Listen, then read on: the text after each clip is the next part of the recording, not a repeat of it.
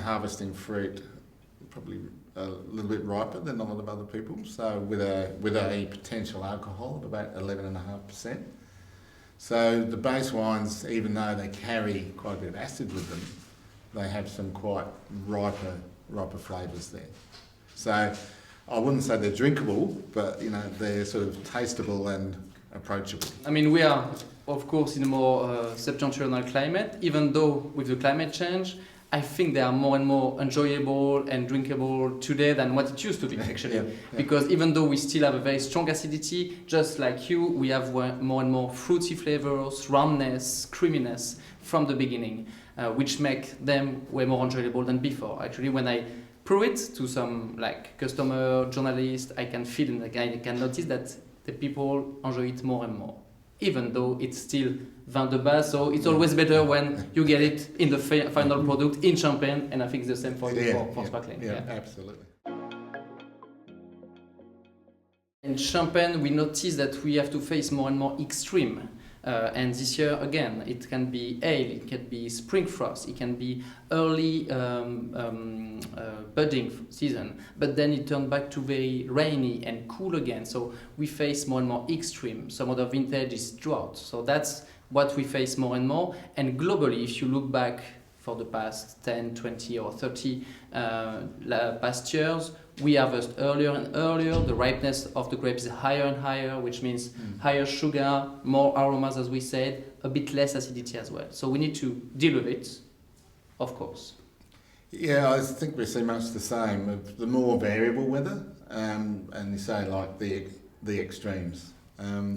We've had a mixture of very wet years for the last 2 years, and then vintage 24 for us, which has just happened, was really quite warm and dry and very, very compact. So we're seeing this sort of flips between years. Not for us at the moment. We're still 100% malolactic fermentation. The acidity is really quite high naturally, so we are looking at the malolactic fermentation for reducing the acidity, but also we like the flavour component of the malolactic fermentation, that softer, creamy character. Yeah, on our side, I mean, there is plenty of different moments where we can play in order to save and preserve that freshness, which is key for us. In the vineyards first with the sustainable approach, but also in the winery indeed. So in our case, we start to block malolactic more and more actually, but it's a case-by-case decision according to the vintage, the vineyard, the grape. So we really take the decision by testing the must. And in the most recent blend I made for Rare, for example, indeed there is few percentage of no malolactic wine to preserve that freshness. And the last tool we have is the final step of the process, dosage. We noticed, I don't know about you, but on our side we use less and less sugar for the dosage and the final step of the process to balance the final champagne. Yeah, it's amazingly similar. I mean, we have reduced our dosage over the last 5 to 10 years quite considerably. Yeah. I mean, this one has a dosage of 3 grams per litre sugar, final. We are still at 9. 9. Cooler climate, still in champagne. Yeah, I mean, I believe our acidity would be lower, so that balance point is at a lower sugar level. I mean, we don't have a target, we don't have a preconceived idea for what the dosage could be. It's all done on balance with that individual wine. Yeah, exact same philosophy for us. We make our testing by blind testing, so we are looking for the harmony on the palate, the balance between the freshness and the generosity. So there is no preconceived ideas, and we notice that by blind testing we decrease slowly the dosage. Yeah. We go into a harvest with the concept that we will put approximately 10% of our volume into oak. And our oak is quite young, so it's either first use barriques, and there's some second and third use as well, but we're strongly focused on a smaller percentage of younger oak. We allow for up to 10%, and as you mentioned, like when you're putting the blends together on the bench, then we have to make a decision of how much oak we actually use in that blend. And it's usually between 5 and 10, maybe 10% in some of the warmer years where the wine's more robust and sort of soaks that oak up. And in the cooler years, the wine's a bit more delicate, I guess, and we're using less oak to balance what we see as the tannin structure there. On our side, the answer is easy because there is no oak at all. No oak at all. But that's funny because we always get the question about the oak percentage because we still have the autolysis and the contact. Because rare champagne needs a very long time of aging, we got all the characters coming from the autolysis of the yeast and the contact with the yeast through the very long aging, in that case 10 years. So that character is coming only for the autolysis aging and the long aging, so no oak so far, and probably not in the coming years, for the same reason, actually. Yeah. We have a range of wines moving, tiers of quality, and part of that tier of quality is increasing age. So we have a multi-vintage at about 4 years on tirage. This vintage wine such as this is 7, and we have some late disgorged and some museum release wines that are always over 10. Yeah. So, and for us, in the case of rare, as you know, we make only vintages and not every year. The first one being 1976, we only produce 14 vintages. So when we do decide to produce a vintage, it means that the quality is amazing, with a huge potential of aging, and also that it fits our style, and our style needs time only. So 10 years on of aging only is basically the average we had since the beginning, and that's something which is key to reach the perfect balance we are looking for. So rare is dedicated for vintage champagne, and for Piper you get both non-vintage champagne, multi-vintage champagne actually, even premium non-vintage champagne, and also one vintage. But indeed for Piper Attic champagne we get way more inputs of the reserve, and the art of blending different vintages, different year is really highlighting, especially in a collection that we call Essentiel, which highlights really the art of blending and the art of multi-vintage champagne. With slightly lower aging, it's more like 4 years, just like yours, but indeed highlighting the use of reserve, which is key. I think they're both. It really depends on the label that we're making.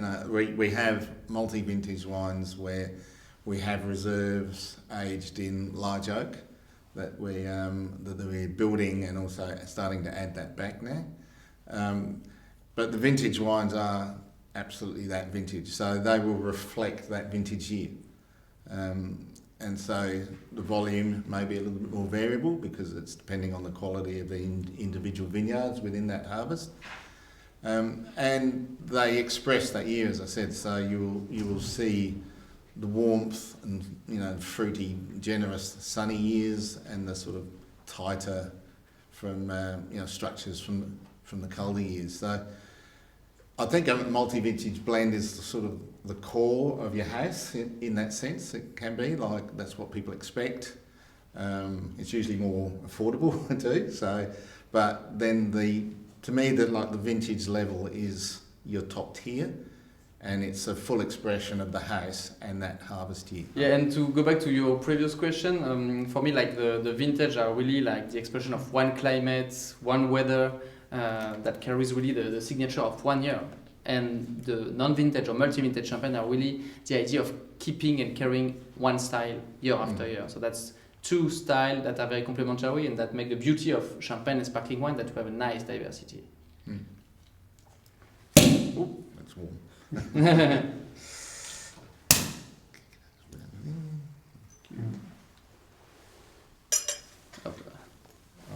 Okay.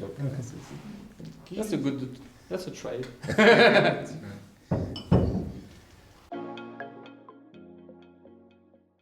I think a level of richness, yes.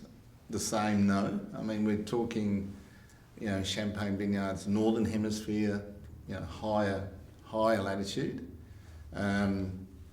Tasmania is a maritime climate, like it's an island. It's 42 degrees south, but it's very much influenced by the Southern Ocean. The soils are quite ancient, but they're very different. There's very few calcareous soils there. There's effectively no chalk. So what I see with sparkling wine, I'd like people just to appreciate that, a quality sparkling wine based on its individual house style. And I don't like a lot of comparisons because I think you're comparing wines from completely different climates and terroir. Yeah. We think this wine for us expresses Tasmania and our house style. This wine reflects Champagne and the Rao style. So, very different, yeah. I think I will carry on what you just said. For me, it's a matter of soil, climate. In Champagne, we have the oceanic influence, but it's a bit more far away. And we have also like the continental influence. Yeah. The climate is very different, and the soil indeed is very different. So we need to carry and highlight both the terroir, which is a combination of soil and climate, and also the art of blending carried by different type of winemakers. And Champagne is only coming from Champagne, but it's the same with Tasmanian wine. Tasmanian wine is only coming from Tasmania. So we need to highlight that and do not try to indeed to compare. And it's the beauty of diversity of wine we have in the world. Would you compare a Burgundy Chardonnay with a Californian Chardonnay? Yes, maybe, but two different terroirs again. Right. So let's keep the beauty of each single terroir. Yeah. Cheers. Cheers.